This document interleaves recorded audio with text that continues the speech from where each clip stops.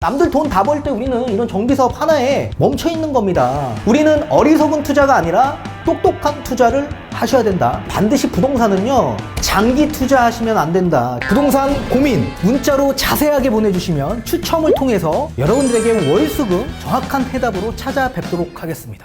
뒷번호 3842님께서 보내주신 부동산 고민입니다. 얼마 전 건물을 어렵게 팔아서 현금 10억 정도 마련되어 있습니다. 분당 시범단지 투자 목적으로 보고 있었는데 지금 들어가야 될지 말아야 될지 모르겠네요. 1기 신도시 풀어줄 것 같았는데 지금 또 나오는 얘기는 말이 다르게 나와서 혼란스러워요. 저는 참고로 2주택자입니다. 대표님의 안목을 믿고 전 따라가려고 합니다. 부디 넓은 해안으로 답변 부탁드립니다 라고 보내주셨네요. 전문가님 답변 부탁드리겠습니다.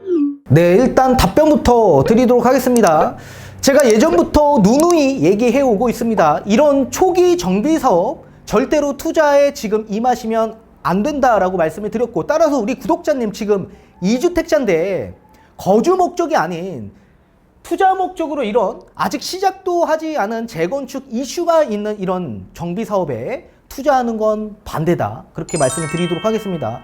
이제 앞으로 윤석열 당선인의 1기 신도시 특별법 제정에 대한 여러 가지 재건축 이슈가 앞으로도 종종 부각이 이슈가 많이 될 가능성이 있습니다. 거기에 따라서 우리는 발맞춰 나갈 필요가 없다는 얘기입니다. 시장의 흐름을 좀 이해하시는 게 가장 좋고, 지금 이 시기에 뭔가 완화 혜택을 준다라고 해서 여러분들도 똑같이 동조하면서 발맞춰 나갈 필요가 없다. 반드시 우리는 긴 호흡을 가져가면서 좀 멀리 내다보시는 게 좋은 투자 방식이 되지 않을까 말씀을 드리고 싶고요. 지금 이런 시기에 사실 사업 시행 인가도 나지 않는 이런 초기 재건축 아파트는 나중에 낙폭이 엄청 큽니다. 지금 가뜩이나 전세가율이 엄청 낮은 상황에서 투자 금액이 굉장히 많이 들어가는 이런 상품에 돈이 확 묶일 가능성이 매우 높기 때문에 그렇습니다. 우리가 저가 매매해야 될 그런 시기가 도래됐을 때 우리는 현금 플로우가 좋지 않기 때문에 여기서 멈춰질 가능성이 매우 높다. 남들 돈 다 벌 때 우리는 이런 정비사업 하나에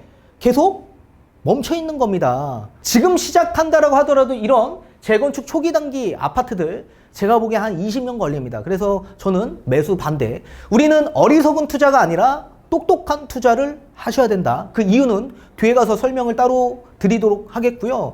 반드시 그 10억이라는 자산은 캐시 플로우가 좋은 부동산 유형의 상품에 투자를 하셔야 됩니다. 현금 유동이 좋아야 된다는 얘기고, 현금 황금성이 좋아야 된다는 얘기입니다. 반드시 다시 대면 상담 신청하셔서 상담 전략 세우셔서 계획 잘 세우셨으면 좋겠습니다. 자, 뒤에 가서 판소를 통해서 설명드리도록 하겠습니다. 이런 초기 정비 사업에 투자하는 거 매수 반대한다라고 제가 말씀을 드렸습니다.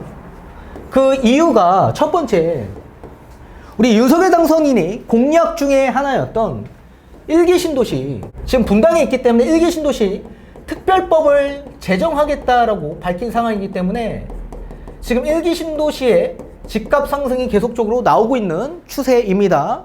자, 1기 신도시의 특별법 제정에 첫 번째는 뭐가 있냐면 재건축 완화가 있습니다. 이 재건축 완화 중에 안전진단 기준 완화 조치가 있고요. 또 여기에 지금 용적률이 너무 높은 지역들이 많기 때문에 용도 변경을 통해서 종상향시켜 용적률을 좀 더 상향 조치해주는, 그리고 재건축 초과이익 환수제가 좀 완화해 줄 수 있는 그런 부분으로 재건축을 좀 완화시키겠다라는 특별법을 제정하도록 하겠다라고 밝힌 상황이죠. 또 인허가 절차도 좀 간소화하면서 빠르게 추진하겠다라고 했기 때문에 매수 심리가 계속적으로 살아있을 수밖에 없는 거다. 자, 이렇게 심리가 살아있다 보니까 집값 상승에 대한 유발을 시킬 수밖에 없는 요인으로 작동될 수밖에 없다. 그렇게 보시면 좋을 것 같고, 또 1기 신도시 특히 분당 지역 일대에는요, 거의 약 43개 단지 정도의 재건축 단지가 있습니다. 거의 약 7만 5천 가구 정도가 모여 있는데 이 대규모 이주에 대한 부분이 분명히 심각하게 얘기들이 나올 수밖에 없을 겁니다. 지금 뭐 서울처럼 신축 구축이 섞여 있는 곳이 아닙니다. 지금 분당 같은 경우에는 일시적으로 전부 다 정비 사업을 진행했던 아파트들이 많기 때문에 거의 30년 연차가 도래되는 아파트들이 질비합니다. 그렇다면 대규모로 이주될 가능성이 매우 높은 지역 중에 하나인데, 이렇게 대규모 이주가 만약에 발생이 된다라고 한다면 임대차 시장이 굉장히 혼란스러울 수밖에 없고, 또 이뿐만 아니라 풍선 효과로 인해서 이주하는 수요층들이 그 외 지역 일대로 내 집 마련하거나 아니면 전월세 시장으로 들어올 수밖에 없겠죠. 이 풍선 효과로 집값 상승을 또 유발시킬 수밖에 없을 겁니다. 이런 대규모 이주에 있어서 이주 전용 단지를 만들겠다라고 밝힌 상황인데요. 이것도 쉽지만은 않은 상황입니다. 자, 이주 전용 단지를 만드는 데 있어서 이 3기 신도시 지역 일대로 이주 전용 단지를 마련하겠다라고 밝힌 상황이거든요. 그래서 이제 이 후분양 토지를 좀 확보해서 공공택지로 조성을 해서 1기 신도시에 이주 전용 단지를 만들어서 이분들 이주하는 시기에 이런 전용 단지에 다 입주할 수 있게끔, 그리고 이분들이 다 빠져나가면 나중에 여기를 공공 임대주택으로 좀 전환해서 나중에 분양까지도 할 수 있는 인용 전용 단지를 만들겠다라고 밝힌 상황인데, 이것도 쉬운 게 아닙니다. 왜 그러냐면 3기 신도시가 아직도 진행이 더디고 있기 때문에 그렇습니다. 이 3기 신도시에 토지 보상금도 채 끝나지 않은 상황에서 3기 신도시 언제 입주할 거냐 이겁니다. 3기 신도시 입주해야 입주 전용 단지를 뭐 마련하든지 할 거 아닙니까? 그러니까 굉장히 시간적인 소요가 굉장히 길어질 수밖에 없는 문제의 소지가 남아있다. 그렇게 보고, 또 나중에 3기 신도시와의 경쟁 구도가 생길 수밖에 없겠죠. 그리고 정비사업 기본계획 수립을 따라서 10년이 아닌 5년으로 좀 쪼개서 이렇게 단기적으로 하나하나씩 순차적으로 진행될 소지가 높다라고 저는 생각을 합니다. 그래서 대규모로 한꺼번에 진행될 소지가 아닌 순차적으로 하나하나씩 쪼개서 아마 진행될 소지가 있다. 그렇게 보기 때문에 굉장히 장기간 시간적인 소요가 굉장히 길어질 수 있다라는 얘기입니다.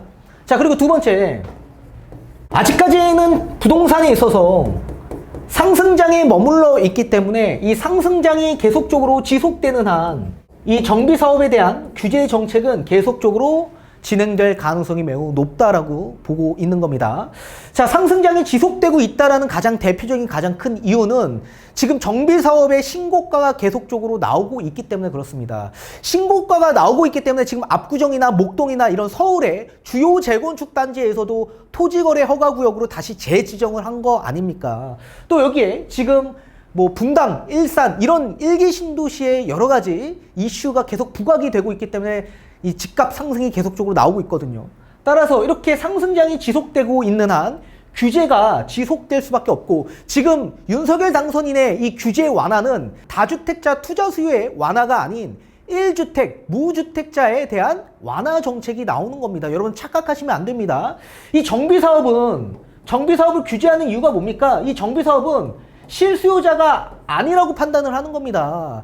이렇게 내 집 마련하면서 몬테크로 들어오시는 분들도 있을 수 있겠지만, 대다수 정비사업을 매수하는 입장에서는 전부 다 투자의 목적으로 들어오시는 수요가 굉장히 많고, 거의 이 정비사업 단지를 보시면 70% 정도가 투자자 수요다, 그렇게 보시면 좋을 것 같습니다. 따라서 규제가 앞으로도 지속될 가능성이 매우 높을 거다, 그렇게 판단이 되고 있습니다. 그리고 세 번째, 만약에 집값이 떨어지는 하락장이 오게 된다면 이 하락장에서는 완화하는 조치가 나올 수밖에 없을 거다. 하락장에 이런 정비사업 완화 조치가 나오는 가장 대표적인 이유가 뭡니까? 미분양이 많이 적체가 됐기 때문에 그렇죠. 이 미분양이 적체되는 이유가 뭡니까? 공급이 많아지고 수요가 선택을 해주지 않기 때문에 분양이 되지 않고 분양이 계속적으로 미분양이 쌓여가는 거죠. 이런 악성 미분양이 계속적으로 지속이 된다면 집값은 떨어질 수밖에 없을 겁니다. 그런데 우리나라 대표적인 이 내수는 뭐 제조업도 강하지만 사실 주가 건설업입니다.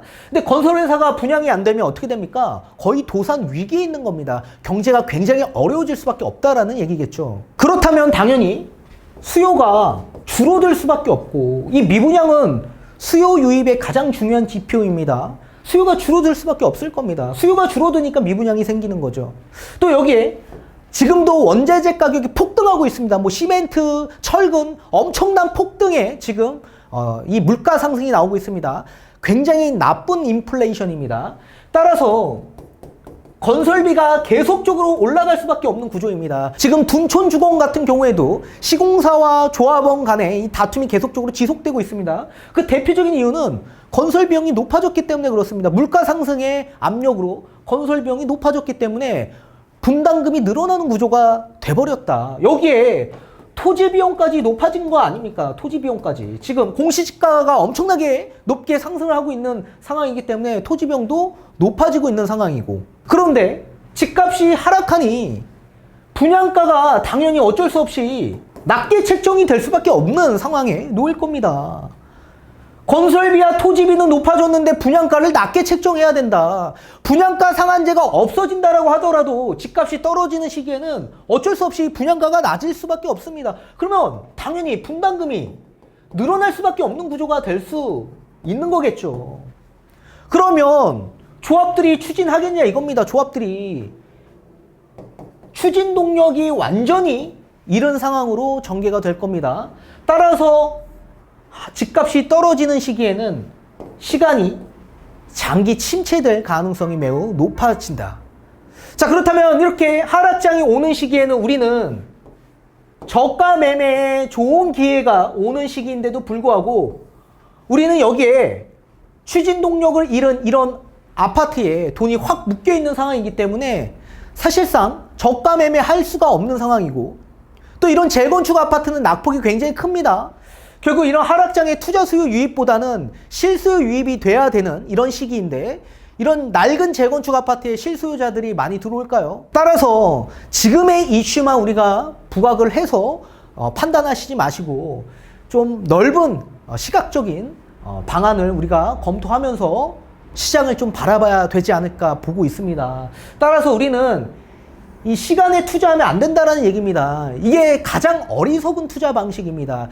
반드시 부동산은요, 장기 투자하시면 안 된다. 기억하셔야 됩니다. 상승과 하락이 공존하고 있기 때문에 장기 투자를 하면 안 되는 상황이고, 지금은 상승기 후반기에 머물러 있습니다. 그렇다면 이제 멀지 않는 시기에는 이 상승에서 하락으로 전환될 수 있는 향후 이런 시기가 도래가 됐을 때 우리는 캐시 플로우가 좋지 않다라고 한다면 저가 매매가 불가능하기 때문에 반드시 캐시 플로우가 좋은 부동산 상품을 취득하셔야 됩니다. 그거는 제 상담을 통해서 진행하셔야 될 것으로 보여집니다. 저는 매수 반대 의견 드립니다.